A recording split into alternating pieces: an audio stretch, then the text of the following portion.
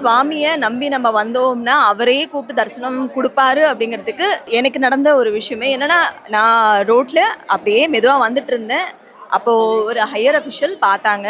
அவங்களுக்கு என்ன ஞாபகம் இருக்குமா இருக்காதான்னு கூட நான் நினைக்கல. நான் உள்ள போகணும்னு கூட சொல்லலை.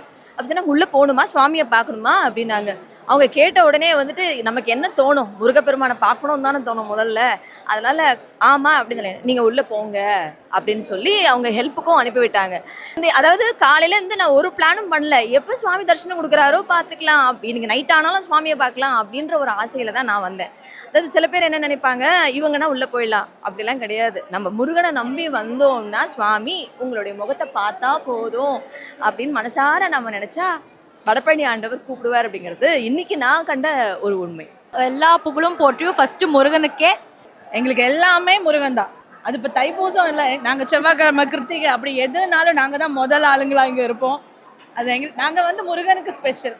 நான் இன்னைக்கு நிறைவா இன்னைக்கு நான் மூச்சு விட்டுட்டு இருக்கேன்னா அது என் முருகனால தான். ஏன்னா அப்ஸ் அண்ட் டவுன்ஸுங்கிறது எல்லாருடைய வாழ்க்கையிலையுமே ஒரு சகஜமான ஒரு விஷயம்.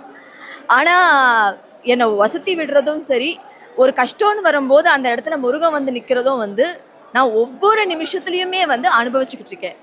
எனக்கு ஒரு இன்னொரு ஜென்மம் இருந்தால் அது முருகன் இருக்கிற இடத்துல ஒரு கல்லா பிறக்கிறதுக்கு ஒரு வரமாக இருந்தால் கூட அது போதும். இதுதான் என்னுடைய அனுபவம்.